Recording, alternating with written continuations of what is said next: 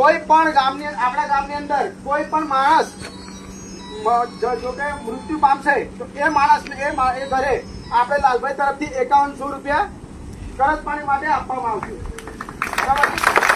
અને બીજું કે ગામની અંદર કોઈ પણ દીકરીનું લગ્ન હશે તો લાલભાઈ તરફથી 24 ઇંચની એલઈડી ફ્રી આપવામાં આવશે, બરાબર. અને બીજું કે લાલભાઈ તરફથી કોઈ પણ ઘરે લગ્ન હશે તો અડીમણનો કટ્ટો ફ્રી આપવામાં આવશે. અને બીજું જો કે કોઈ પણ જો લાલભાઈને પૈસાની કોઈ પડી છે નહીં, એમના માતાજીની મહેર છે, એમને રોજની ઇન્કમ એમને આવે છે, એટલે પૈસાની કોઈ એમને પડી છે નહીં, બરાબર. અને લાલભાઈ જોડે બધા સાધન છે. ધારો કે આરસીસી કરો ને તો એક રાતની અંદર લાલભાઈ બનાવી શકે એમ છે, બરાબર.